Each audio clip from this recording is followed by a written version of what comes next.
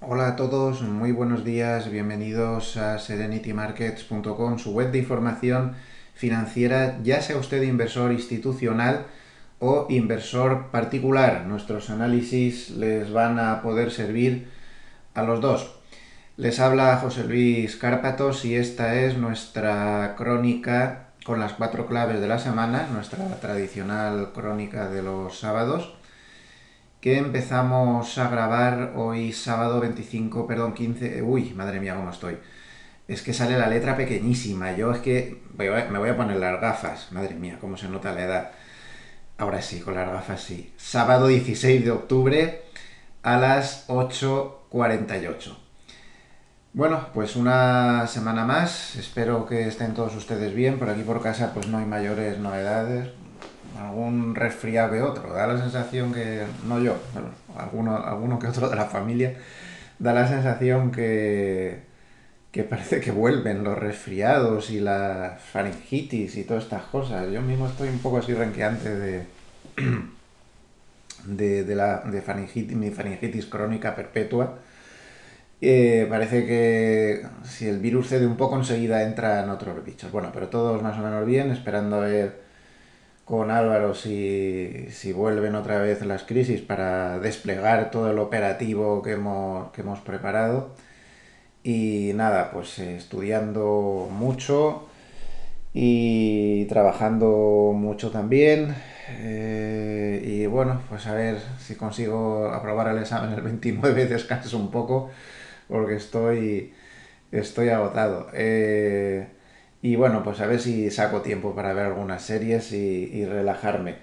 Tras ver la semana pasada, como les conté, terminé esta del juego del calamar, que bueno, está bien. Yo creo que se está magnificando un poco, parece un fenómeno social el tema.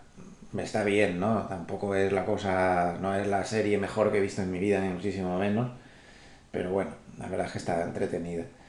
Pues ahora me he enganchado a otra que no sabía que existía, la tenía ahí en la lista de posibles, que tuvo éxito en su momento, y estoy acabando la primera temporada y aún me quedan dos más, que es You, You, tú en inglés. Y está bastante bien, la vida de un psicópata, un psicópata que tiene una vida amorosa, azarosa y bastante curiosa, una serie bastante curiosa. También me está gustando mucho La Fortuna, una serie española basada en hechos reales, sobre tesoros y demás. Y está bastante bien. Y la de Anna Tramer, sobre la trama del juego, ludópatas, está interesante. Una crítica social ahí bastante importante. Bueno, muchas cosas que ver. Y poco tiempo. La verdad es que en esta nueva etapa mucha ayuda, mucha ayuda no tengo. Pero bueno, vamos allá con todo. Antes de empezar, un poquito de propaganda, recordarles que un servidor es director de inversiones en Gloversia SICAV y además soy el asesor de las dos SICAVs de la casa. Una es una SICAV conservadora que sigue el índice Morningstar de conservador y tal. Estamos más o menos ahí en lo que sale lo mismo que el índice, pero tenemos otra que acaba de empezar, como quien dice, mucho más agresiva. Esta es la agresiva, se llama dinámica, por eso, que bueno, solo está desde finales de abril, primeros de mayo. Aún no hay tiempo para poder ver tras récord y si se ajusta a sus índices de referencia y demás, pero sí que podemos ver el backtesting, que si pinchan, o sea, si marcan gloversiasicaf.com les sale todo, todas y casi todas las cosas, y aquí está el backtesting entero de lo que estamos aplicando a rajatabla. Aquí hay menos gestión activa que en la otra, la conservadora, es decir, que es más, está más ceñida un poco a la estrategia con menos margen de toques que el de hoy. La verdad es que sigo una, una estrategia, digamos,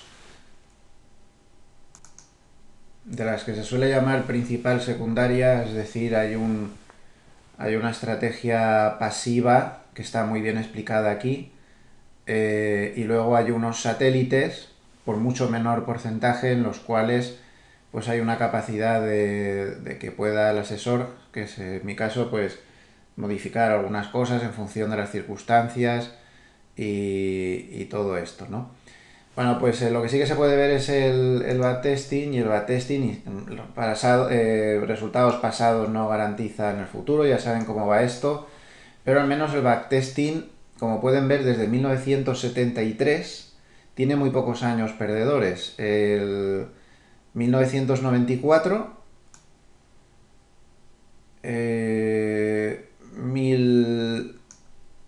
2015 y ya está, como años perdedores. Como ven, en fin, ¿no? Es bastante sólida y aspira a una rentabilidad bastante decente. Insisto que el backtesting no garantiza el futuro, pero bueno, nos puede dar una idea. Lo más importante es que necesito ayuda porque la SICAV ya tiene bastantes partícipes, pero a diferencia de la otra que lleva más tiempo, lleva ya hasta finales de este mes, ahora los 2 años, tiene más de 500 partícipes, es traspasable fiscalmente y cumplimos todas las reglas, pero en esta, con la nueva regla que se sacó el gobierno tan, tan poco amable con la inversión que tenemos últimamente, pues hay que tener 100 como mínimo con más de 2.500. Acabamos de empezar y se nos ha echado la nueva ley esa encima y nos faltan algunos. Tenemos una buena parte ya, pero nos faltan unos pocos más. Hay que hacer un esfuerzo ahí. Entonces nos interesa mucho cualquier inversor. Solo con 2.500 euros, que ya entraría en ese cómputo de los 100 que hacen falta, nos vendría de maravilla. Aunque no sea mucho dinero, nos da igual. Para nosotros es un tesoro. Así que pues nada, si les puede interesar, pues ahí se lo dejo comentado. Y nada más. Yo por mi parte también, pues cada vez sigo más firme en mi idea de ver el tema de mi futuro en Suiza. Me atrae bastante. Ya saben que yo estuve allí muchos años. Estuve desde el año 1988 hasta el 2008. A temporadas estaba allí permanente, en otras iba y venía, pero han sido casi 20 años. Desde el 2008 ya no he vuelto, llevo 13 años que no he vuelto, pero sigo con esa idea. A ver si puedo montar algunas cosillas por allí.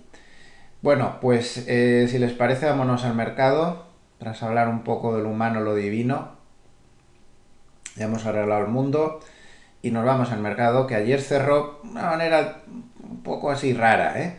Me convenció mucho el cierre. Vamos a ver si consigo analizar un poco lo que pienso del mercado, que está muy difícil, ¿eh? Es otra vez complicado. He tenido una recuperación bastante, como siempre, como siempre no, tan rápida no, pero más rápida de lo normal, y esto ahora hay que reajustar aquí un poco la perspectiva. Vamos a ver. Eh, por un lado, el SP500 cerró muy bien. Clave número uno va a ser la clave técnica. Clave técnica de algunas cosas más. Vamos a empezar ya. Pues empezó bien.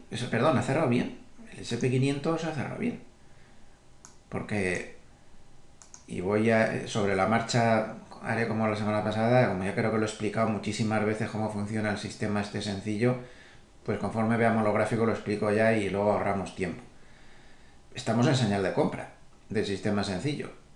Y lo tenían dos bolas verdes. Había que moverse un poco con una cierta amplitud por encima del 4.422 y precisamente ayer lo dio y activó la señal de compra, tras haber estado correctamente dando señal de venta en toda la fase de caída. Esto no es el santo grial, a lo mejor esta no es una buena señal de compra, no lo sé, pero acaba de dar señal de compra. Es decir, desde un punto de vista técnico lo que ha pasado es muy relevante, porque ha cerrado por encima de la media de 50. ¿Esto quiere decir que se va a disparar como un cohete hacia arriba? Por análisis técnico no.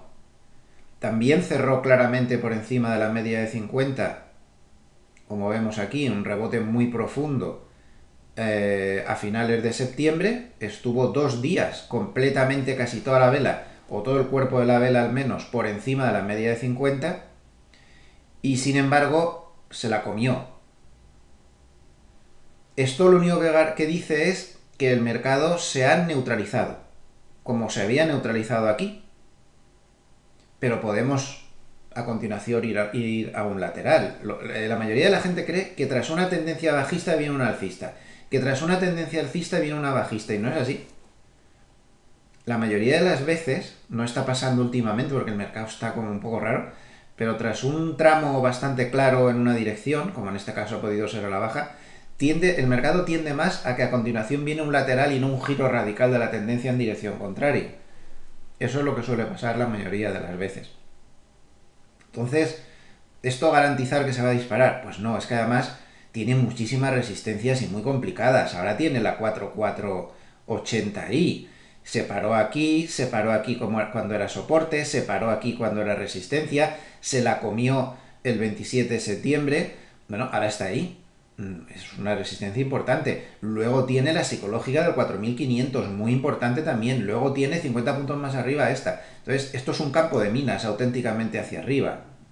O sea, desde donde está ahora hasta el próximo 1,8% de subida tiene 400.000 resistencias por el camino. Ya no va a ser tan fácil como esta recuperación, ni muchísimo menos. O sea, que ojo, esto hay que valorarlo. Pero sí, está claro que desde el punto de vista técnico, la bajada la ha neutralizado. Punto de peligro que pierda esto. Los cuantitativos hablan de 4.400.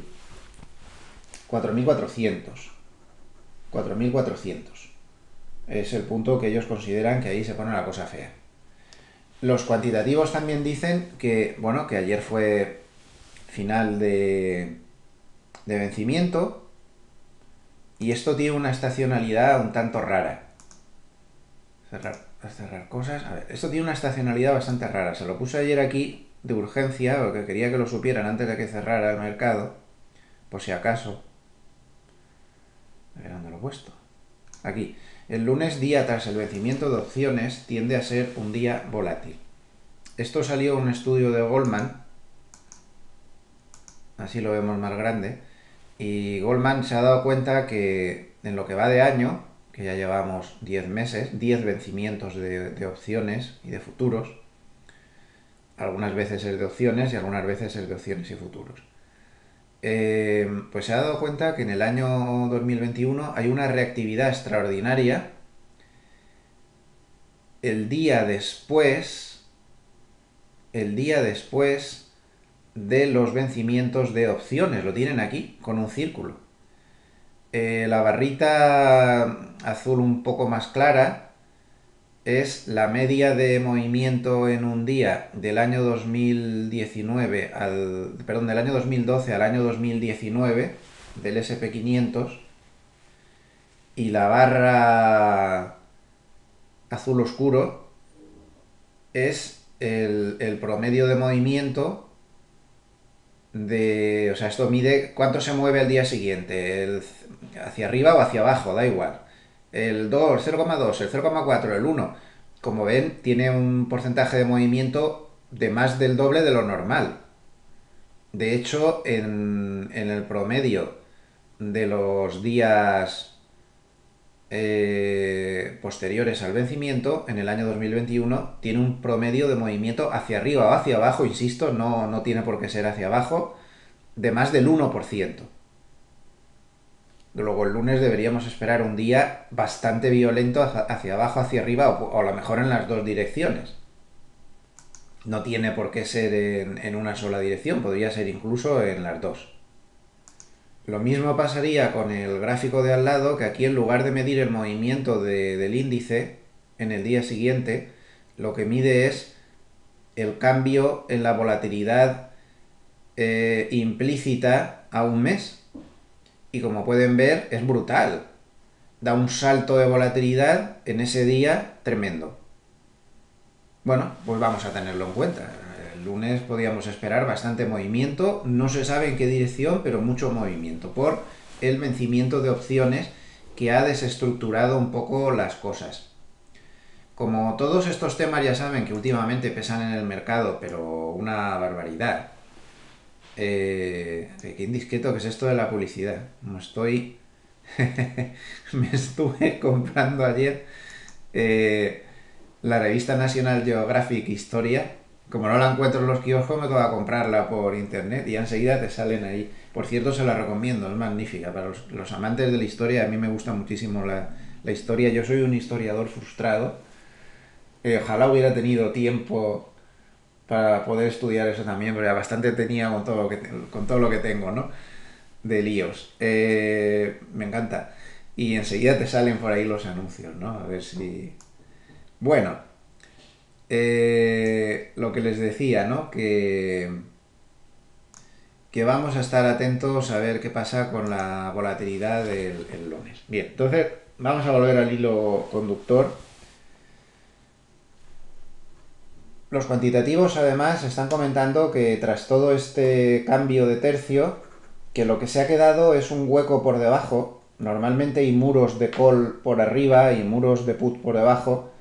Y los muros de call ya están empezando a constituirse en los lugares de siempre. 4.450, que aún no está superado del todo, y 4.500. Ahí hablan los cuantitativos de que hay muros que son resistencias cuantitativas, que ya saben que no tienen por qué coincidir con las técnicas. Otro tema muy importante. Mientras esté por encima de 4.420, está con gamma bastante positiva. Esto es importante porque quitaba el margen de la volatilidad que pueda haber el lunes. Si se mantienen estos niveles, el mercado va a tender ya a moverse mucho más lento.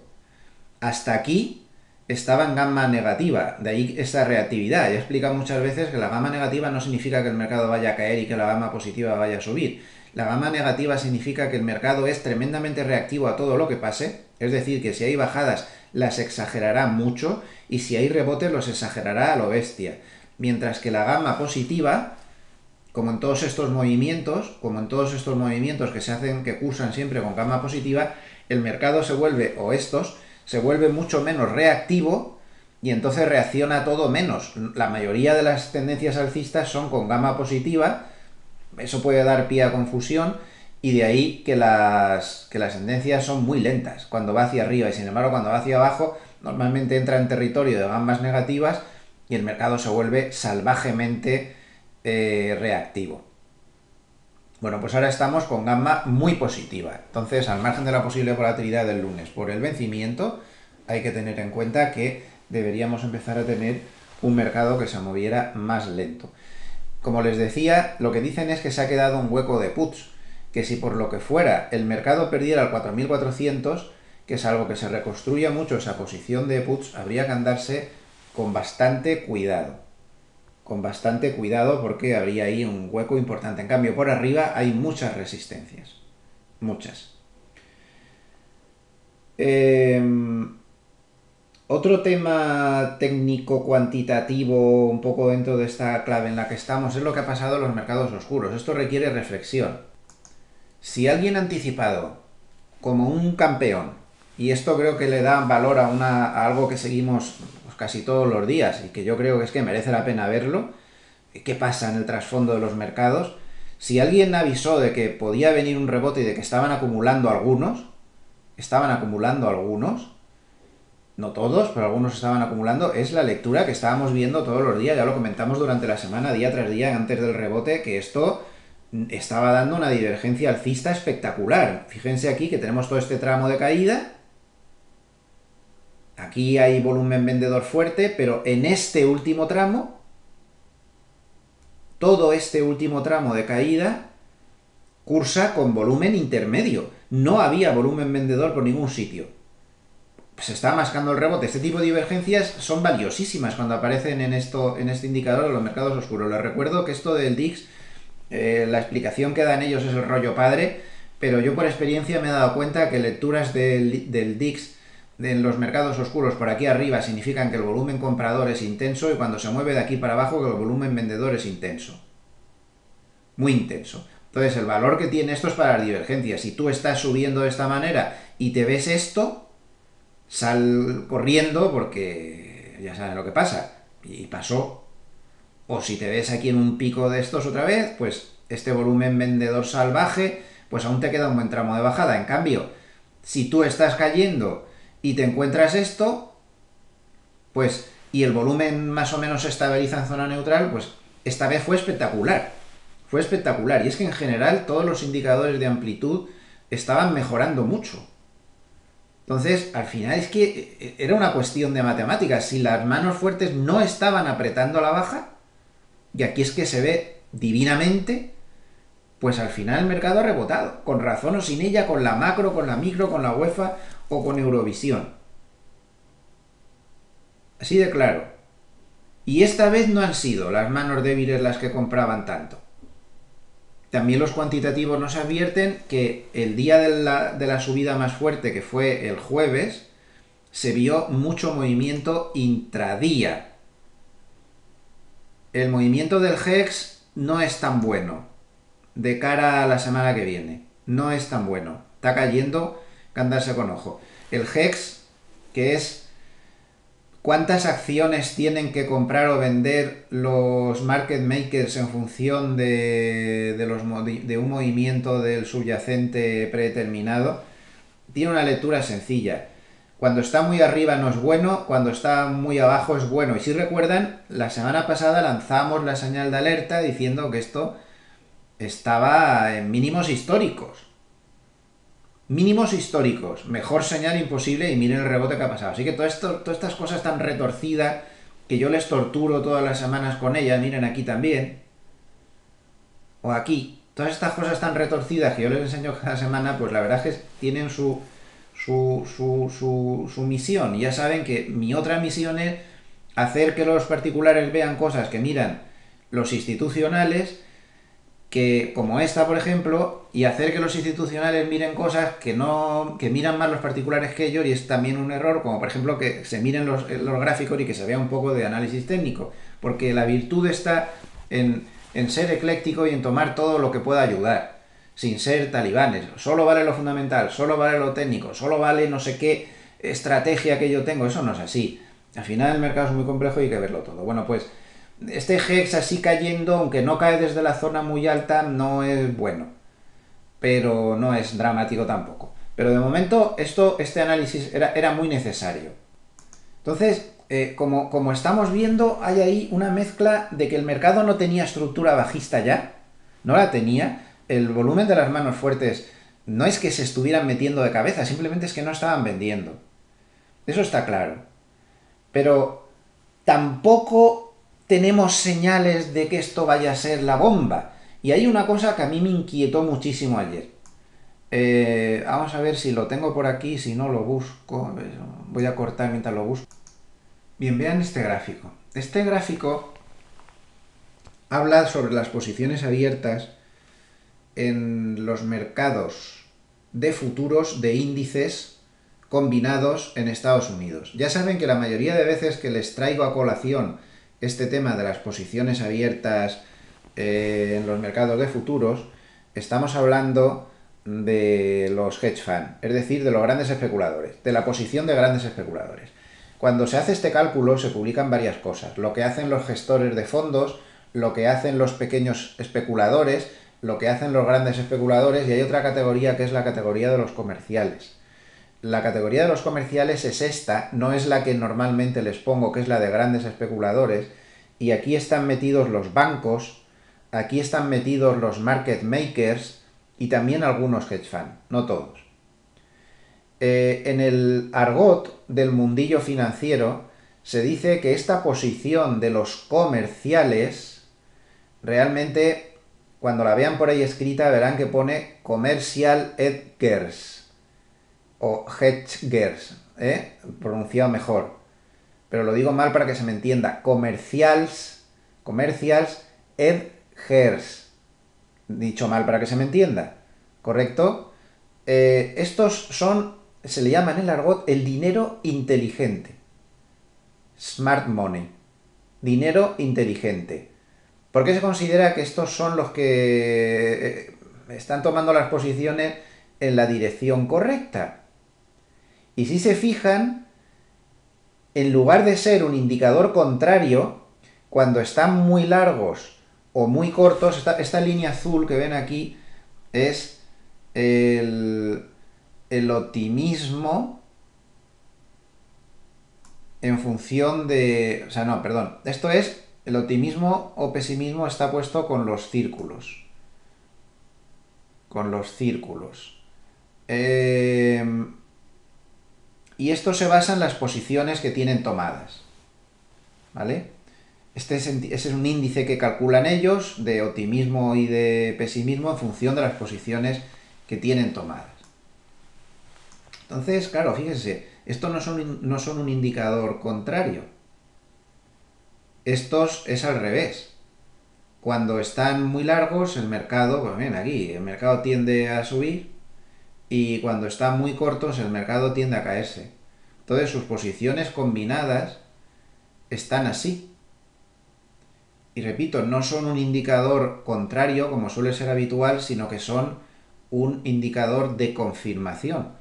Entonces, claro, en Sentiment Trader han marcado con puntos rojos cada vez que digamos que ese sentimiento de los comerciales ha sido muy negativo. Ha sido aquí, el mercado no se movió durante muchos meses. Ha sido aquí, el mercado no se movió durante muchos meses. Este sentimiento apareció justo antes de la caída, la gran caída de febrero del 2018. Este sentimiento apareció justo antes de la gran caída del último trimestre del 2018, que eso hizo mucho daño. Fíjense. No apareció antes del COVID, pero sí que andaban torcidos, si se fijan. No estaban en un extremo, pero andaban torcidos. Andaban torcidos a pesar de la subida. Y aquí pues lleva tiempo que andan torcidos en este último tramo tremendo, pero es que ahora ya han llegado al extremo. Entonces esto muy bueno no es. Como ven, el mercado está muy difícil y adoptar una postura de pensamiento único, eso que tanto le gusta a algunos políticos, el pensamiento único, no es correcto, ¿eh? Aquí estamos en una situación de mercado que hay que ser como bastante camaleónico, me parece a mí. Como ven, hay cosas a favor, pero hay bastante gordas, y hay cosas en contra también bastante gordas. Aquí hay un lío montado que aquí quien más, quien menos no saben si vamos o si venimos. Yo hablo todos los días con muchos institucionales que tengo el placer de tenerlos como amigos y nos intercambiamos mensajes y cosas para ver qué piensan, qué pienso yo, no sé, qué se piensa por ahí por el mercado. Les puedo asegurar que la gente tiene mucho lío en la cabeza. Si se lee en la prensa siempre dicen lo mismo, o los boletines oficiales para los clientes, el siemprealcismo ese permanente que hay por ahí. Pero a la hora de la verdad, entre bastidores no es así. Y aquí estamos todos más perdidos. ¿Saben cómo cuadro yo en mi mente esta situación de mercado que veo ahora, teniendo en cuenta que la macro es extremadamente adversa para el mercado? No puede ser peor. De cara al año que viene es, y ya ahora mismo, pero es que de cara al año que viene la macro es muy, muy, muy, muy, muy desfavorable. Ya saben que el mercado a corto plazo tiene mucho ruido. A corto plazo es corto plazo. Vamos a ver, según la certificación que me estoy estudiando pone, se considera corto plazo de 1 a 4 años, se considera medio plazo de 5 a 10 años y se considera largo plazo de más de 10 años. Si estamos hablando a corto plazo, hombre, no tan exagerado como pone en mi certificación de 1 a 4 años, pero estamos hablando a corto plazo de bastante tiempo, siempre dentro del corto plazo, hay mucho ruido, pero el mercado a largo plazo, ya no a largo plazo, porque esa definición que hay de largo plazo es demasiado, pero a medio plazo el mercado siempre pone las cosas en su lugar. Puede haber una burbuja alguna vez, pero el mercado al final pone las cosas en su lugar. Puede haber un exceso de infravaloración, pero el mercado al final pone las cosas en su lugar. Hay que irse al medio plazo. Entonces, el mercado todo lo pone en su lugar y la macro ahora mismo es muy adversa. Le era muy favorable aquí por la lluvia de liquidez, pero esto se va a terminar. Pues yo enlazo esto y ahora lo veremos en la clave número 2, es que esto se va a terminar. ¿Saben cómo enlazo yo esto? Yo estoy, digamos, en una situación mental de guerrilla. De guerrilla. Yo ya no recomiendo vender en las caídas. Perdón, en la subida. Recomiendo vender en las subidas y comprar en las caídas. Las dos cosas. Esa es la situación de mercado que yo creo que tenemos que adoptar ahora. ¿Podría darse el caso que tuviéramos algo de rally de fin de año y tal, a pesar de la macro adversa y todos los follones que hay? Pues sí, podría ser. En esta situación de mercado que hemos visto ahora en 4 flashes, con este lío que hay un poco de todo y está todo mezclado y no hay un tema claro, podría ser. O imagínense ustedes que el SP500 te pega un zarpazo hacia abajo, se planta aquí, yo me tiro cabeza. De hecho, tengo órdenes puestas ahí. Las tengo permanentes. He puesto órdenes GTC de esas famosas que te dejan estar ahí y hasta el vencimiento que las cambie. Las voy subiendo de vez en cuando porque la media de 200 va subiendo. Pero es que si llegara aquí y siempre que llegue, que no sea estructura de crash, perdonen que sea tan pesado repitiendo esto todas las semanas, pero es que es importantísimo. Es muy importante esto. Aquí se ha bajado y en ningún momento ha habido estructura de crash. Una cosa es bajar en tendencia bajista y otra cosa es bajar en estructura de crash como pasó aquí en el 2020, ¿no? Mientras no tenga estructura de crash, como llegue aquí yo me tiro cabeza. Si no lo respeta, pues ya veremos lo que hacemos, pero yo aquí me tiro cabeza. Como ya he hecho en alguna de las caídas hacia aquí. Estoy un poco quieto, a verlas venir, a ver qué hacemos. Pero aquí yo me tiré. O cuando les conté que me tiré de cabeza en el Russell cuando llegó a la media 200. Estamos en una situación de mercado y puede que me esté equivocando, porque no está la cosa muy clara. Pero yo diría que tenemos que estar con la cabeza pensando en que una subida es una ocasión de venta de lo que se haya comprado más abajo o de cubrir posiciones y tal. Y una caída, si no entra en estructura de crash, podría ser una ocasión de compra. Ahora es cuando el que quiera protegerse tiene que pensar protegerse. Protegerse aquí es un error, porque las coberturas son carísimas. Te tienes que proteger, protégete por aquí.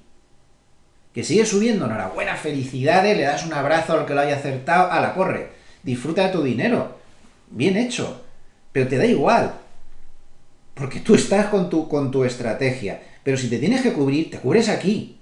Ahora, toda esta zona es buena para cubrirse. Desde aquí hasta aquí es una buena zona para cubrirse. Lo que no es una buena zona para cubrirse es aquí o ahí. Ahí no te vas a cubrir. Si lo que tienes que estar haciendo es comprando. Digamos que es un mercado que yo ahora mismo no lo veo para hacer estrategia de medio plazo, largo plazo. Es que no lo veo por ningún sitio. ¿Te vas a poner a comprar aquí? Ahora. Con la que está cayendo. Con la Fed cortándolo todo. Con la macro al revés. Con la inflación que se le está yendo de las manos a todo el mundo. Que lo veremos ahora en la clave número 2. Yo de luego no. A lo loco no. Posiciones nuevas, no. Pero si te da una oportunidad, o te baja aquí, o te baja aquí, o te baja aquí, yo qué sé, cada uno tiene sus niveles y sus cosas, puede ser interesante. O moverte más rápido, a lo mejor estás siguiendo este método, te da señal de compra aquí en 30 y tantos, y ahora dices, pues si llego a 500 lo corto, esta vez voy a tomar un beneficio mucho más corto. También, digamos que es un mercado para swing trading. Eso es lo que estaba buscando en mi mente y creo que es la mejor definición que puedo dar. Este no es un mercado para estar tomando posiciones con la vista a largo plazo ni de coña, eso es un error. Y eso es demagogia. Porque lo verán por todos los sitios, que lo dirá. Pero eso es demagogia.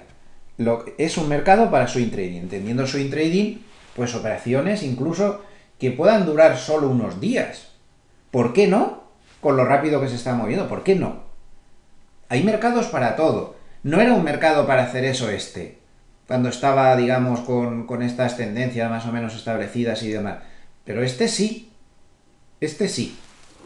Eso es lo que tengo yo en la cabeza ahora mismo. Que puede que esté metiendo la pata como siempre. Pero es lo que tengo en la cabeza y me parece que puede ser la mejor estrategia para estos tiempos que corren. Vender en la subida, comprar en las caídas. Porque me da a mí la sensación de que este mercado lo tiene muy difícil para cosas espectaculares, como hemos visto hasta ahora. Bueno, pues esto sería mi planteamiento, que ya digo que seguramente estaré metiendo la pata hasta el corvejón y hará otra cosa, pero bueno. Segunda clave de la semana, macro. Transitoria, miren, ni el que asola manteca se cree que la inflación es transitoria. Y yo lo siento mucho, pero las estadísticas son más claras que el agua. Ya las enseñamos la semana pasada con los gráficos de Goldman. En periodos de estanflación, es el periodo peor para las bolsas. A medio plazo siempre. Hay mucha gente que esto lo tiene muy claro. Y fíjense aquí en otro gráfico magnífico de Sentiment Trader, cómo están aumentando la gente que se está metiendo en ETFs inversos del SP500, es decir, en ETFs bajistas. Pues es las mayores entradas de dinero en este tipo de ETFs, pues desde que puso este hombre el gráfico, que es desde enero del 2018, ojo con eso. Hay mucha gente que muy claro, pues no lo tiene. Esto no es un predictor de lo que puede hacer, ¿eh? Como se puede ver históricamente, las entradas muy fuertes a veces sí que han acertado. Aquí acertaron, pero aquí se equivocaron. No es un predictor, simplemente que hay gente que sí que está viendo esto. Pero como decía, Goldman calculó, aquí es que está muy claro, mercado en esta inflación, es decir, es que hay gente que le da alergia a esa palabra. En los medios de comunicación es un hereje como digas la palabra esta inflación y eres un exagerado y un apocalíptico, por nada. Pero a ver, y luego lo sustituyen por bajo crecimiento y alta inflación, es que no es lo mismo. Los que hemos estudiado empresariales, económicas, cosas así, en el libro nuestro ponía eso, ¿no? Esta inflación es bajo crecimiento y alta inflación, es que no es eso lo que parece que tenemos en las previsiones, que está ralentizándose el crecimiento y la inflación está perdida de la mano de Dios. En fin, bueno, cuestiones semánticas, ¿no? 2,1% de caída es el promedio desde 1960 en periodos de esta inflación. Bueno, no sé si es que hay que decirlo más claro, que esta situación de macro es totalmente adversa al mercado, por mucho que nos empeñemos en ver la bolsa Disney esta que estamos intentando ver. 2,1% de caída, el peor escenario posible, aquí lo tienen. Esto es con alta inflación, menos 0,6 en promedio. Esto no es anualizado, ¿eh? Esto es en promedio trimestral. Rentabilidad promedio trimestral, o sea que anualizado es un palo de narices.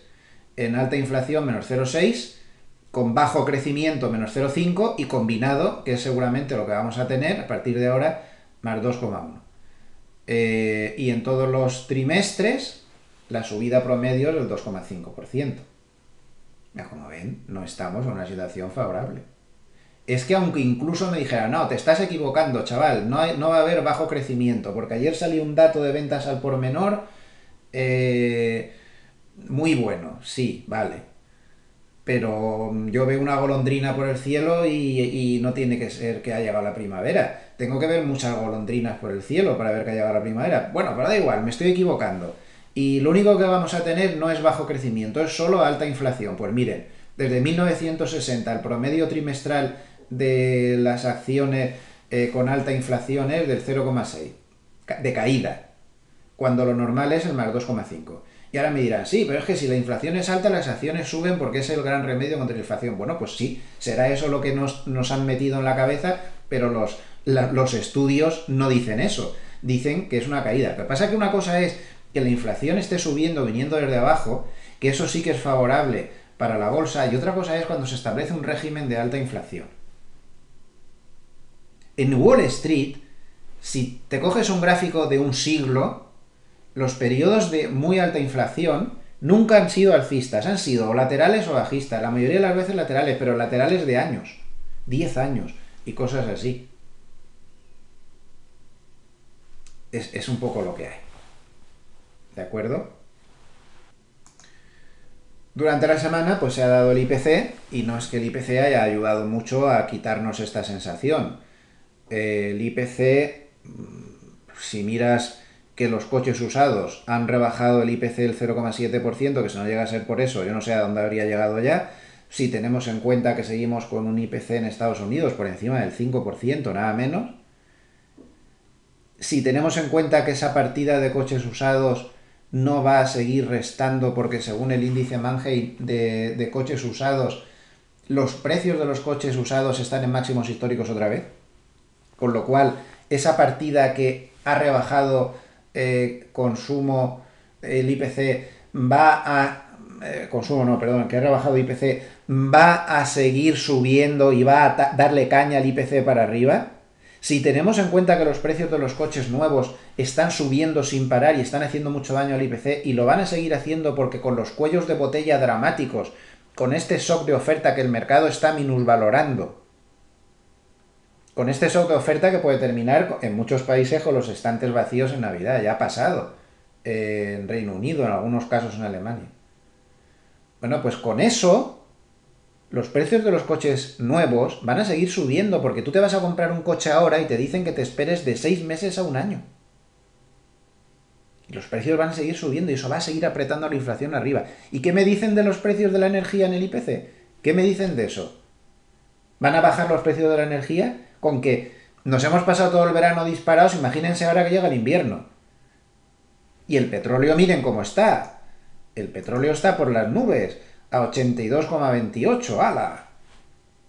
Eso es letal para la inflación. Y por si fuera poco, los precios de la vivienda en Estados Unidos están medio en burbuja otra vez y el componente ese falso que tienen para medir, que es falso, más falso que el beso de Judas, es que en lugar de poner cómo está subiendo el precio de la vivienda, que está subiendo una barbaridad, te ponen los precios de los alquileres, la subida de los precios de los alquileres. No me fastidie. ¿Por qué? Porque desde la época ya Clinton se dieron cuenta que así se rebajaba ahí hubo una burbuja que duró 1000 años y quitaron los precios de la vivienda y eso lo han hecho todos también, para que no subiera tanto la inflación. Entonces pusieron como un indicador inducido. Bueno, pues a pesar de eso y de que es falso el dato, eso va a seguir subiendo más. Ya les puse el otro día, no quiero ser pesado, esas estadísticas en esa página web, cuál es la inflación de verdad. Y esto se le está yendo de las manos a la Reserva Federal. Bullard esta semana reconoció que la inflación no es transitoria y que se les está escapando de las manos y que no se lo esperaban. Y ya es una broma de mal gusto como nos siguen tomando los bancos centrales por tontos de baba a los ciudadanos con el rollito de que la inflación es transitoria. Venga, va. Por favor. No es transitoria. Y esto no es nada bueno. Y esto va a pasar factura. Y va a seguir haciendo daño. Cuellos de botella, macro, clave macro, número 2. Y es que es la clave todas las semanas. La inflación no se para. Los cuellos de botella siguen ahí. Algún dato macro bueno que otro, vale, pero es que ayer sale un dato magnífico de ventas al por menor y te sale al cabo de hora y media, te sale otro de confianza del consumidor de la Universidad de Michigan con el segundo peor dato desde el año 2011. ¿Con cuál nos quedamos? Pues esto es lo que hay. Queramos verlo o no queramos verlo. Y hay alguien que nos está diciendo, esto es lo que hay y os estáis equivocando en la bolsa Disney.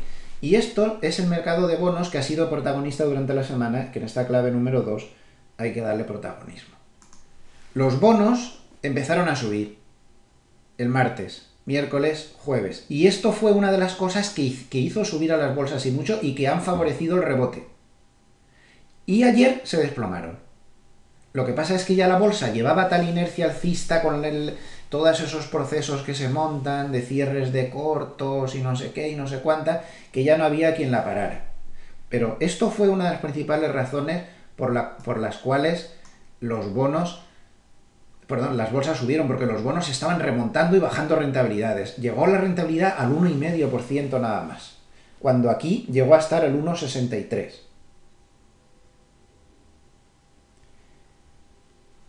Yo la verdad, que cuando veía las crónicas de por qué subían los bonos, porque el mercado ya descuenta que no va a haber esta inflación, porque el mercado descuenta que la inflación es transitoria. Pero ¿qué? No hay nada de eso. Esto fue un simple rebote porque llegamos a la resistencia de rentabilidades 1,60 y al soporte de cotizaciones que está aquí y que el software tiene bien marcado. Y ya está, se llegó a una zona de resistencias en rentabilidades y de soporte en cotizaciones importante y se produjo un rebote. Ya está. Un rebote que se desvaneció todo de golpe en el día de ayer. Pero en eso no nos hemos fijado. Los bonos están muy mal y nos están advirtiendo de que viene, desde el punto de vista macro, una dura. Las bolsas ahí están en su mundo Disney en esta semana, pero esto es lo que nos están diciendo los bonos. Pero es que los bonos nos mandan un mensaje aún mucho peor que el de las rentabilidades al alza. Por ejemplo, ayer la rentabilidad de los bonos americanos a 2 años llegó por encima del 0,40, que es lo máximo desde marzo del 2020, desde el crash del COVID. Pero es que nos están mandando otro mensaje que es más difícil de ver, pero que para la mano fuerte es mucho más importante. ¿Ven? Y esta es una de las cosas del mundo institucional que yo me estoy emperrando en que las vean los que son los amables escuchantes, que son particulares. Los aplanamientos o los empinamientos, no sé cómo llamarlo, suena mal eso, las amplitudes de las curvas de tipos. Esto es fundamental. Y ayer se lo ponía, aquí lo tienen, la curva de rendimiento de 5 a 30 años, es decir, entre los tipos a 5 años, de los bonos a 5 años y los de 30 años en Estados Unidos es de 93,7 puntos básicos, que es la curva entre ambos plazos más plana desde mayo del 2020. Miren qué mensajito nos mandan los bonos. Aquí tienen el gráfico, que lo vean bien. La más plana desde mayo del 2020. Y el resto de curvas están todas así, todas aplanándose. Si recuerdan, cuando las curvas se aplanan y se invierten, nos están advirtiendo los bonos de que viene una recesión y jamás se han equivocado. Y además lo dicen con mucha anticipación. Y siempre el establishment dice que esta vez va a ser diferente. Y siempre ha venido la recesión. La última también. Vino precedida de amplias inversiones de la curva de tipos mucho antes de que se supiera lo del COVID. En suma, creo que con esto, aunque sea un concepto, le he dado un golpe al micrófono por si han oído un ruido con la mano sin querer. Creo que para el que no comprenda muy bien estos conceptos de los aplanamientos de las curvas de tipos, se les habrá quedado en la cabeza que si una inversión de las curvas de tipos es muy malo para la economía, simplemente el que se aplanen las curvas de tipos muy bueno no es. Como pueden ver, tras el COVID, las curvas empezaron a ampliarse cada vez más, cada vez más, cada vez más, cada vez más. Eso era un buen signo para la economía. Y de hecho, la economía, pues, estaba mejorando hasta que vino lo del COVID y se fue todo al traste. Pero ahora se persiste, fíjense cómo se ha ampliado el aplanamiento. El mensaje que mandan las curvas de tipos de los bonos cuando se aplanan es, esto es un concepto un poco difícil de entender, pero ya hemos hablado alguna vez de él, que el tipo neutral de la economía es más bajo de lo que dice la Reserva Federal. Ese es el mensaje. El mensaje es, el tipo neutral de la economía, R, en algunas fórmulas macroeconómicas se llama R, es el tipo al que, según las circunstancias económicas del momento, la economía funciona a pleno rendimiento. Entonces, ese tipo neutral actual es bajísimo, muy bajo. Porque las circunstancias económicas son tales que si tú subes los tipos de interés ahora mismo te cargan la economía. Entonces, en las mejores crónicas de bonos y los mejores especialistas en renta fija empiezan a decir, y varios bancos de inversión lo han dicho esta semana, con varios papers por ahí, que el mercado de bonos lo que está empezando a advertir ya va más allá de que con su subida de rentabilidades se esté advirtiendo que vienen curvas. Ya va más allá de que con el aplanamiento de curvas se esté advirtiendo de que no pueden subir tipos, sino que el mensaje ya ha trascendido. Es tal el aplanamiento que lo que están diciendo es, ustedes van a apretar la política monetaria y van a cometer un error de política monetaria. Y se van a cargar la economía. Y yo me estoy preparando para ello. Ese error de política monetaria es lo que se temen los bonos. Y yo. Porque yo creo mucho en los bonos, en los mensajes de los bonos, por la cuenta que me trae. Esta semana puse un artículo el jueves, que por si no está ya en portada, si buscan en el buscador de noticias y ponen la palabra error, enseguida les sale la primera. Fíjese en este artículo que es de la agencia Reuters, los bonos de Reino Unido y de Estados Unidos empiezan a descontar que la Reserva Federal y el Banco de Inglaterra van a cometer un error de política. O sea, esto no es una opinión mía personal, como ven, esto está hecho ya con análisis sesudos de esta agencia firmado por uno de los mejores analistas que tiene en la agencia Reuters, que es Jamie McGiver, que es muy famoso, su columna es de las más famosas. Entonces, como ven, dice, las curvas de rendimiento en ambos mercados se están aplanando drásticamente, lo que indica que los operadores están valorando el creciente riesgo de un error de la política del Banco Central o una perspectiva cada vez más sombría para el crecimiento a largo plazo o ambas cosas. Los rendimientos más llamativos están siendo impulsados por el extremo largo de la curva, donde los rendimientos a 30 años están cayendo bruscamente.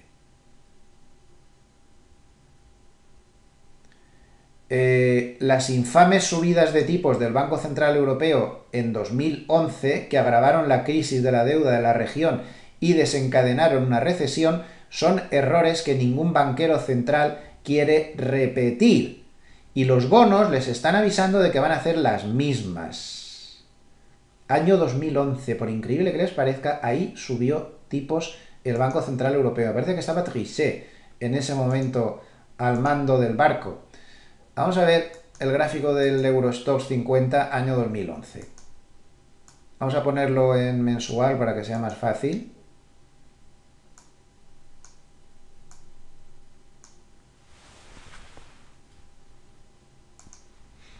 Banco Central Europeo interpreta mal el ciclo económico. La bolsa estaba subiendo. Los bancos centrales a veces interpretan más que la economía lo que hace la bolsa. Y eso es un error gravísimo y no hay manera de quitarles ese vicio. Hay que dejar ya de mirar a la dichosa bolsa. Que haga la bolsa lo que quiera, pero es que están guiándose más por la bolsa que por otra cosa. La bolsa subía, todo muy bonito. No interpretaron bien el ciclo económico, llegaron tarde y se pusieron a subir tipos. ¿Y el mercado qué hizo el Eurostoxx? Dividirse por la mitad. Dividirse por la mitad. El leñazo que se metió por este error de política monetaria, entre otras cosas, menos 56%. Y ahí además entró la crisis de la deuda europea, etc. Bueno, pues este es el mensaje que nos mandan los bonos. Ya sé que esto no lo van a ver publicado en la prensa normal, nadie se va a meter en disquisiciones así, le dirán ¿cuál es el valor con el que puede ganar el 90%? Ese, doctor de cabeza ahí, no sé qué, ese tipo de cosas que se dicen. Pero estas cosas hay que saberlas. Estas cosas hay que saberlas si somos inversores a medio largo plazo, que es lo que yo... todo este vídeo va siempre de inversores de medio largo plazo. Bueno, pues esto es lo que hay y ese es el mensaje que nos mandan los bonos y así están las cosas. Clave número 3. Esta va a ser breve. No, voy a ver si me he dejado alguna imagen de las que tenía preparadas antes de pasar a la clave 3. Sí, tenía esta imagen preparada. Fíjense cómo la bolsa en el largo plazo, al final, el ruido se quita y... Esto es... la línea azul es el índice de sorpresas económicas Citi y la línea roja es el promedio de 13 semanas de la rentabilidad de los bonos americanos a 10 años. Como ven, cuando la economía va bien, los bonos se ajustan a la realidad, cuando la economía va mal, los bonos se ajustan a la realidad. No es tan raro lo que están haciendo los bonos. O miren este otro gráfico que es precioso, para que vean lo que va a pasar con los bonos y con la bolsa y con todo, como suba subiendo el petróleo. La línea blanca es la cotización del petróleo del West Texas Intermediate de Estados Unidos, el futuro del crudo dulce. La blanca. Y la roja, que como ven se mueve exactamente igual, es la rentabilidad de los bonos americanos a 10 años. ¿Cómo lo ven? Idéntica, ¿verdad? Pues el IPC es lo mismo. Como siga el petróleo así, nos comemos los bonos, nos comemos el IPC y nos comemos la bolsa. Puede que uno de los factores más importantes que no estamos mirando como se merece es el petróleo. La capacidad que tiene el petróleo, la energía, en sí misma para mandar las rentabilidades de los bonos a la luna y mandar la inflación a la luna y todo esto es infinita, y aquí lo tienen demostrado en este gráfico. La verdad es que me faltaba un montón de gráficos que me había dejado de la clave macro. Bueno, entonces este también me ha gustado mucho, es un gráfico de Nordea en el que advierte que todo parece indicar que los salarios se van a disparar. Y aquí han lanzado una previsión, que es la línea azul oscura, de qué puede pasar con los salarios próximamente en Estados Unidos. ¿Se hacen una idea de la influencia que tiene una subida así de los salarios en la inflación? Como ven, es una espiral que esto no hay quien lo pare, de transitoria nada. Es que habría que colgar por los pulgares a los pesados de los bancos centrales que repiten todos los días eso. Es que, no sé, igual hay que bajarle la nómina, que se vayan a trabajar a algún sitio para que se enteren de qué va la realidad. Eso es un problema de la clase política mundial gravísimo, que muchos de ellos no han trabajado en su puñetera vida, no han tenido una empresa, no han tenido que pagar nóminas, no han tenido que sufrir lo que se sufre. Es muy bonito ser ministro de Trabajo o ministra de Trabajo y ir dando caña por ahí, pero que se ponga alguna vez como empresario o empresaria y vea lo que es el sufrimiento de un empresario, el que se te quitan a veces hasta las ganas de vivir, de lo que hay que aguantar.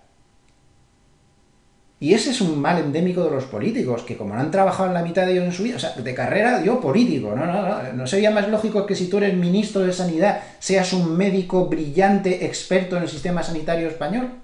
Pues no, tenemos una persona que será encantadora y será maravillosa ahora mismo, pero esta persona, que yo sepa, es abogado, y el que había antes era filósofo. Y bueno, y me da igual que sea un partido del otro, si no es una cuestión de partidos. Es que se pone de ministro de Fomento a un señor que puede ser violinista, no sé, por poner un ejemplo, ¿no? Digo yo, pero habrá que poner a expertos y a técnicos, aunque sean de ese partido, pero de ese partido habrá gente que sepa de eso, ¿no? Pues nada, pues nada. Sí que algunos sí que hay, pero en general, ¿esto cómo funciona? Es como si me ponen a mí ahora mismo, pues no sé, en el Ministerio de Agricultura, y yo que sé de agricultura. Pues el 70% de los ministros, que yo sepa, no tienen mucha idea de lo que del ministerio que le están dando. Bueno, en fin, vamos a dejar el tema porque es que esto es un tema que no tiene remedio. Ahí queda esto de los salarios. Otro gráfico importante. Índice Citi de sorpresas de inflación. ¿Cómo lo ven? Atención a dónde empieza este gráfico, año 2000.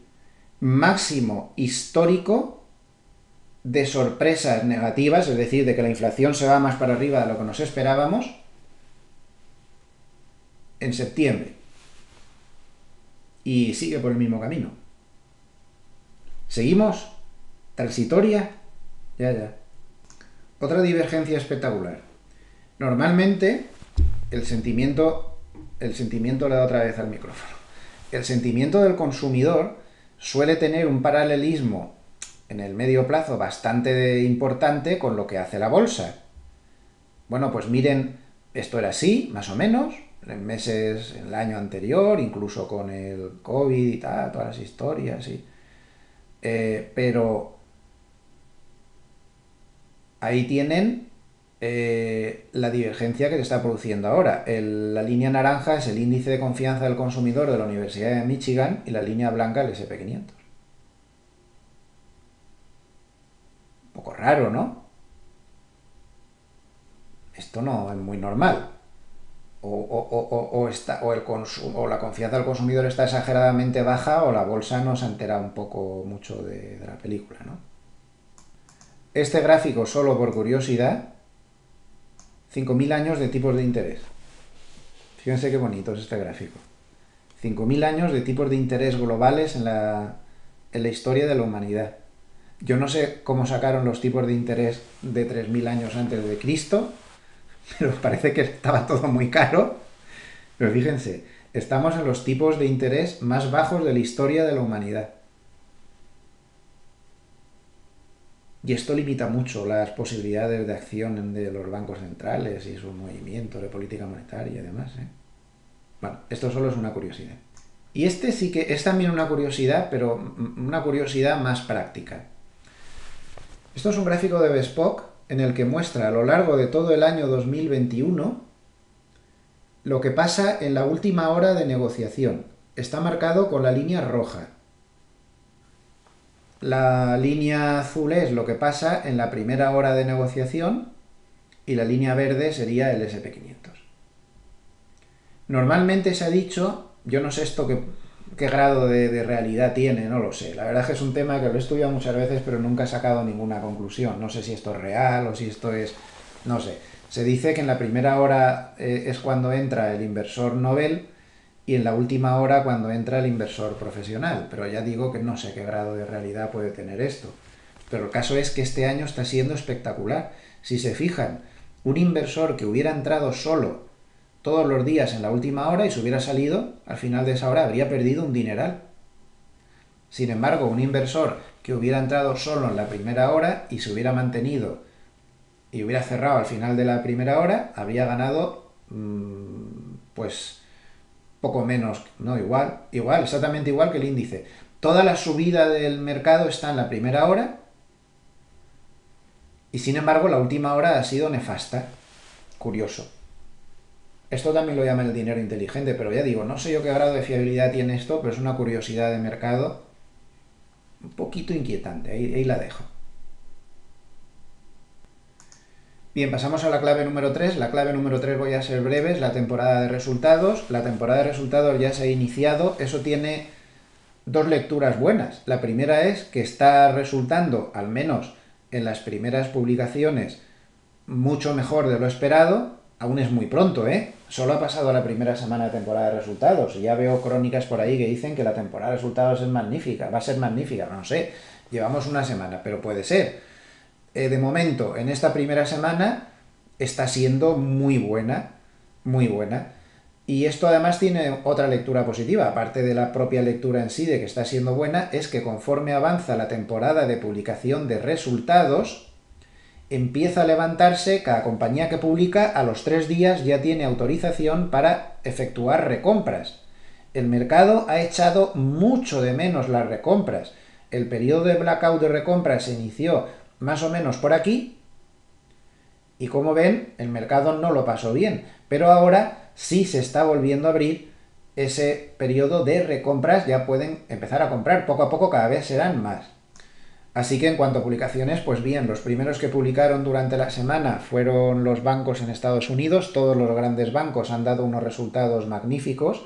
Esto ha ayudado a que el sectorial financiero en Estados Unidos ha tocado máximos históricos en la semana. Bueno, los índices tampoco están muy lejos de los máximos históricos, o sea que tampoco es algo extremadamente novedoso, pero es importante. En Europa también ha habido ya algunos resultados, llama mucho la atención a mitad de semana los de SAP, que es la empresa de software más importante de Europa y me parece que es la tercera del mundo, no estoy seguro, pero por ahí andará.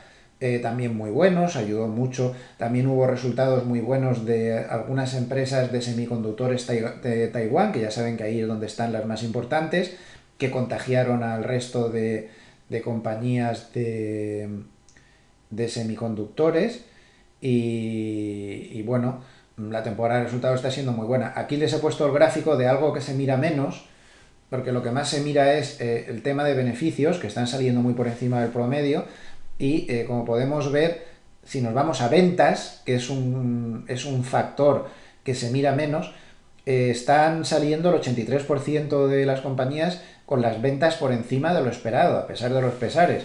Y esto está muy por encima, casi 10 puntos por encima del promedio habitual. Entonces está muy bien. Servicios financieros, cuidados de la salud, industriales, real estate, están dando plenos con ventas muy buenas y los que pueden estar haciendo lo peor, lo que faltan muchos por publicar como vemos, faltan muchísimos, pues consumo discrecional que no está saliendo tan bien, información de la tecnología no está saliendo en el promedio, pero bueno, queda muchísimo. La temporada de resultados está por comenzar, ha sido decisiva en la semana y por eso la tenía que citar como una de las claves, porque pues ha movido muchísimo mercado pero bueno, no hay mucho más que comentar, acaba de empezar y tendremos que esperar un poquito para poder analizarla.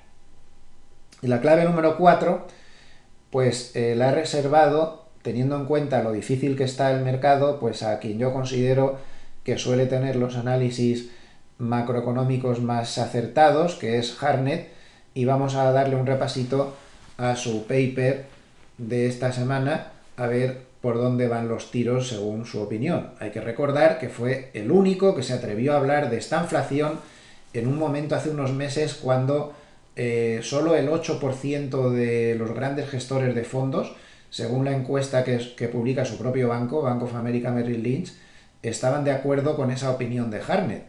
Y ahora, pues claro, ya ahora hay muchísimos más. Y yo soy el que estoy convencido de que efectivamente estamos en esta inflación. Vamos a darle un vistacillo. Lo primero que vamos a mirar es el titular, porque sus titulares siempre tienen mucha miga. Shock de crecimiento en el 2020, esto es el pasado. Shock de inflación en el 2021, ya lo estamos viviendo, también él lo anticipó, que venía este shock de inflación. Shock de tipos de interés en el 2022. Vamos a ver cómo ha quedado el Bull and Bear.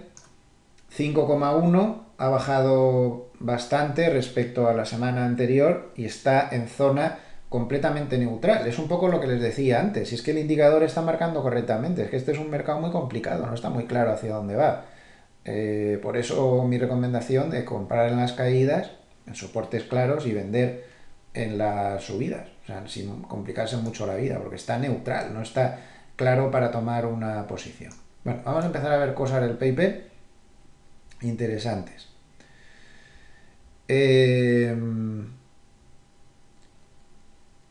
Inflación, shock de inflación en el 2021, los costes de embarque, esto ya lo comentamos la semana pasada, han subido un 210% interanual. Los precios de los alimentos han subido un 33% interanual. Los de la energía un 71%. Los de la vivienda, burbujón otra vez en Estados Unidos, 20%. La inflación anualizada, una cosa es la interanual que se está calculando, pero él lo que hace es anualizar la inflación en función de los datos que están saliendo. Sale un 7,2% en los pasados 6 meses. Esto es matemática pura.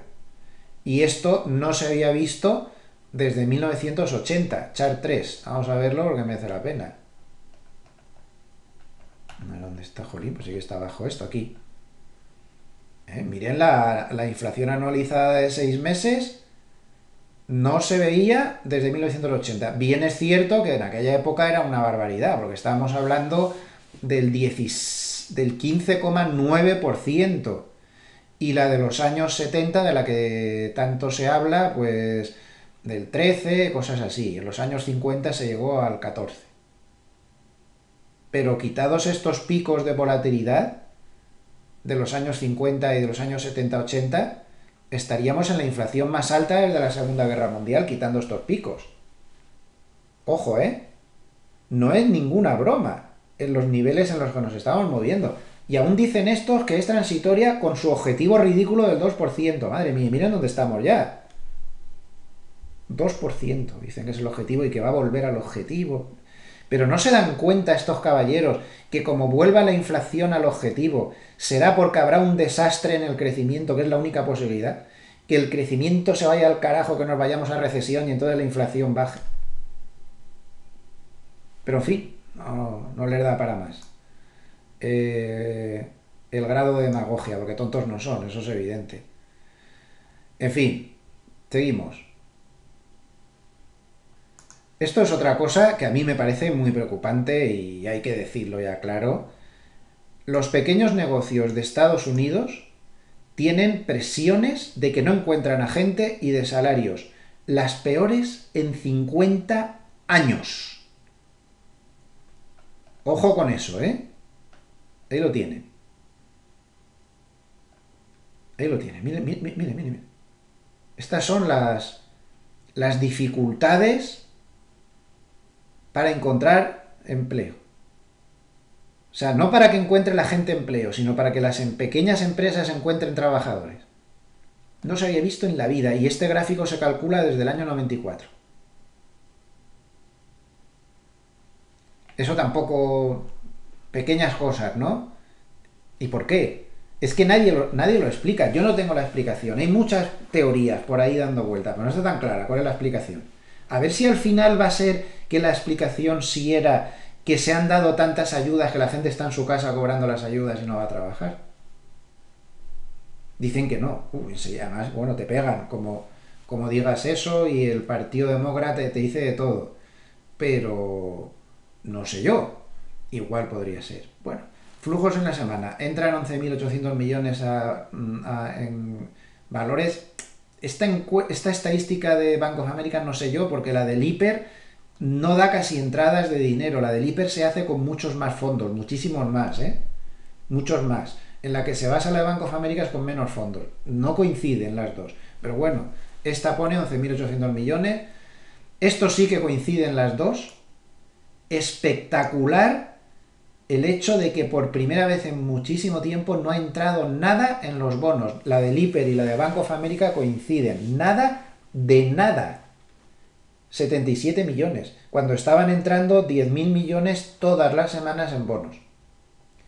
Y 7.300 millones de salidas de cash.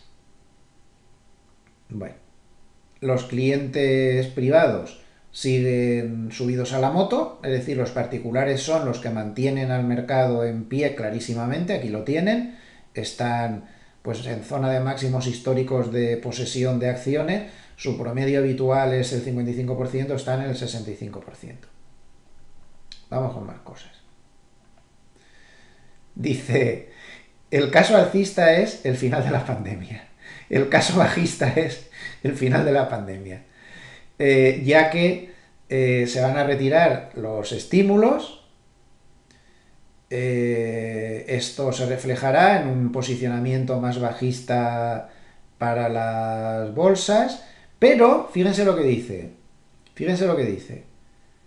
que no descarta que se dé el rally de final de año. Eso sí, dice literalmente, mi inglés no es muy bueno, pero va, hasta aquí sí que llego. Dice literalmente, nosotros decimos véndelo. ¿Ven cómo no está esto tan claro y no se puede descartar que el mercado pueda subir, bajar y que lo ideal es comprar en las caídas y vender en la subida? Porque hasta él, que es un bajista irredento, ya saben, desde hace bastante tiempo, te dice que por una serie determinada de cosas que pone antes, se puede dar el caso del típico rally de fin de año. Y que él cree que sería una ocasión ideal para vender. Porque en el año 2022 él apuesta, y esto es la primera vez que lo dice más o menos, no de esta manera, lo había dicho parecido pero no de esta manera, él cree que va a haber como sorpresa subidas de tipos. Ahora mismo el mercado ya saben que no descuenta subidas de tipos, hasta por lo menos finales de año, una cosa así. Pero Hartnett descuenta que se van a subir tipos más de lo que se ha dicho, que tendremos más volatilidad y bueno, y las siguientes consecuencias que todos sabemos. Próximo shock, 2020 fue el shock de crecimiento, bla, bla, bla. 2021 fue el shock de la inflación, que ya lo estamos viviendo, y 2022 será el shock de la política monetaria. Entonces, la volatilidad será mucho más alta y ojo con el crédito, ojo con las acciones, ojo con la tecnología, ojo con Wall Street en general.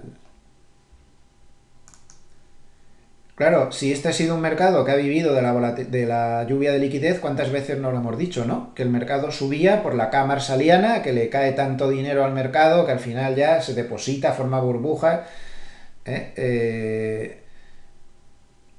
Esto ahora va a desaparecer, pero fíjense de qué manera desaparece.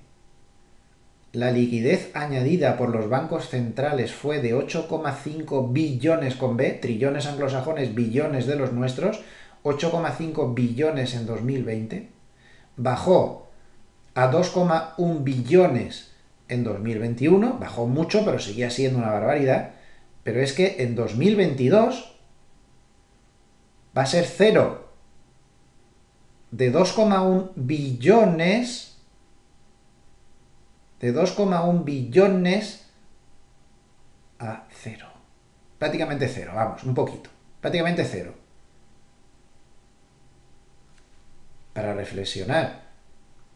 Si el mercado ha subido por eso, no nos engañemos. ¿Cuántas veces nos lo habremos dicho? ¿Cuántas veces nos lo ha dicho todo el mundo? Pues eso se ha terminado. Y bueno, pues más o menos estas son las cosas, las ideas más importantes que nos ofrece en esta semana. Quería mostrarles este gráfico, que es lo que hemos hablado al principio. En este gráfico se ve la posición que tienen los clientes particulares de su banco, que es un banco muy grande, con lo cual es bastante, estadísticamente es bastante significativo. Y como ven, nunca antes en la historia los particulares habían tenido una posición tan grande en el mercado. Eso es más que evidente. Bueno, y terminadas las cuatro claves, pues vamos a terminar de repasar las señales del sistema sencillo. Hemos visto antes el SP500, que estaba en señal de compra. Vamos a ver el DAX. El DAX ya tiene las dos bolitas verdes, por lo cual, siguiendo el sistema, si ahora la semana que viene pues cotizara ampliamente por encima del máximo de las dos velas, que es este máximo de aquí, nos daría también señal de compra. Como vemos, está todo girando, hay que empezar a tenerlo en cuenta. El Eurostoxx 50, lo mismo. Si ahora superara estos máximos, pues también está dando señal de compra. El IBEX, este ya estaba en señal de compra desde hace días confirmada y nada, sigue en señal de compra. Sigue en señal de compra sin mayor novedad, no hay mucho más que añadir. En cuanto al euro, pues sigue también en señal de venta, una señal de venta muy acertada y que de momento pues ahí sigue. A mí me sigue pareciendo que rebotes del euro hacia la zona 1,17 puede ser interesante ventas. 1,17, 1,1740 puede ser interesante vender o incluso levantar coberturas. A ver si se saca algo de rentabilidad con las divisas. Yo seguramente lo haré eso. Si llega a esa zona voy a levantar parcialmente cobertura, porque así, si el euro a continuación vuelve a caer, pues ganas con el cambio de la divisa. Es una forma cualquiera, como otra cualquiera, de especular con la divisa.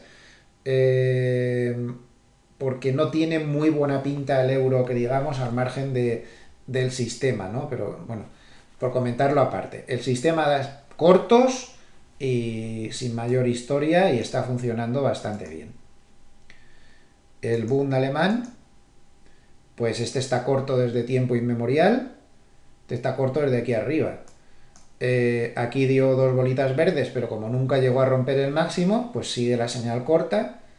Y mientras no salgan dos bolitas verdes, pues corto, lo pilló bastante bien. Como ven, es que esta tontería del sistema, cuando tiene un movimiento importante, lo pilla de manera espectacular. Bono americano a 10 años, pues exactamente igual. Está corto desde hace muchísimo tiempo y no cambia de tendencia ni de opinión. Vamos a ver el Nasdaq. Hemos visto el SP500 antes. Pues igual que las bolsas europeas. El SP500 ya ha confirmado la señal de compra. El Nasdaq la confirmaría.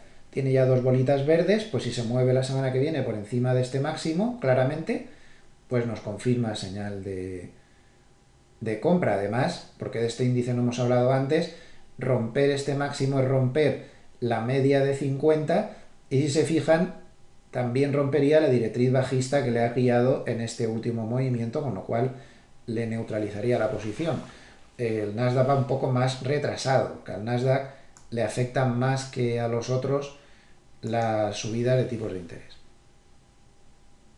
o la subida de rentabilidades de los bonos.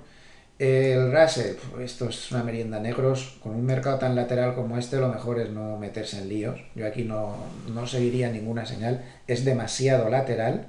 En cualquier caso, no confirmó nunca la señal corta que dio aquí y teóricamente sigue en señal larga, que la dio por aquí arriba. Pero no sé, es demasiado lateral. Pero en fin, primera bolita verde. En cualquier caso, pero no ha confirmado nunca la señal corta porque dio dos bolitas rojas y no perdió el mínimo de las dos velas. Así que esto pues seguiría exactamente igual. El oro, pues el oro durante la semana ha tenido un movimiento muy interesante porque por enésima vez ha intentado atacar a la media de 200. Fíjense qué importancia tiene tener estos niveles puestos en el gráfico. Una oleada, 2, 3, 4, 5, 6. 6 veces ha intentado ya atacar la media de 200 y no ha podido. Y lo peor es que al cierre dejó una especie de estrella de la noche, que no tiene muy buena pinta que digamos. Como pierda el mínimo de la figura, cuidado. No es una estrella perfecta porque tenía que haber bajado un poco más, pero bueno, más o menos, casi casi, esto es una estrella. Que no es precisamente una figura muy positiva cuando se forma encima de la media 200. Es la misma que formó aquí, fíjense. Exactamente igual. Y aún tuvo un tramo de bajada bastante importante. Así que muy mala señal, pero a nivel del sistema ha dado dos bolitas verdes y se confirmaría señal de compra si la semana que viene se mueve claramente por aquí encima. Pero de momento se ha alejado mucho, pero bueno, no se sabe. La señal va a permanecer en vigor. Esto es importante. La señal permanece en vigor mientras no aparezca una bolita roja. Si aparece una bolita roja, la señal se resetea y ya no sirve. Mientras no aparezca la bolita roja, por mucho que baje, la señal de compra, si rompiera ese máximo, sigue en vigor. Esto es muy importante que lo tengamos en cuenta. En el petróleo, pues tiene una señal larga que está ganando un pastizal auténtico, porque dio largos por encima de los máximos de por aquí, pongamos 71, a ver, 70-45, pues pongamos 70-90, por ejemplo. 71 lleva $11 por contrato ganado. Mientras no aparezcan bolitas rojas, dos bolitas rojas, entonces habría que fijarse en el mínimo de las velas que lo forman y vender cuando cayera por debajo. Pero de momento la señal es espectacular. Y por último, pues vamos a mirar las señales de la cesta de divisas, de materias primas ICOM, que es la que yo sigo. La verdad que no está yendo muy bien las posiciones aquí. Están yendo muy bien, muy bien. Pues nada, aquí esto está en señal de compra por aquí, está ganando mucho. Dio estas dos bolitas rojas, pero como nunca perdió el mínimo, pues nada, sigue en señal de compra sin mayor novedad y está ganando por bastante. A lo mejor una llegada al techo del canal alcista podría ser interesante plantearse alguna toma de beneficios, pero bueno, eso ya no es el sistema, esos son añadidos que cada uno le puede poner a su gusto y conveniencia. Y nada más, termino comentando que en la semana, por lo tanto, con todo esto que hemos visto, pues el SP500 ha conseguido remontar el 1,83%, que el Dow Jones ha conseguido subir el 1,58% y el Nasdaq ha ganado más que los demás con una subida del 2,2%. Aquí lo dejamos, muchísimas gracias por su atención, recordarles una vez más que no me hagan caso de nada, que yo me equivoco más que una escopeta de feria. Ustedes simplemente consideren las cosas del análisis que les puedan ser de interés, lo añaden a su propio análisis, que es el único que vale, y actúen siempre sin fiarse de nadie, pues pensando con sus propias ideas y ajustándolo todo a sus circunstancias y a su perfil como inversor.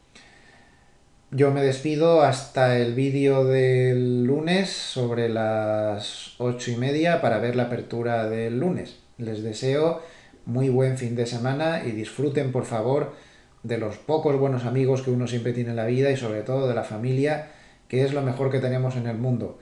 No hay nada mejor que eso, la verdad. Cuídense y que tengan muy buen fin de semana. Nos vemos el lunes. Hasta pronto.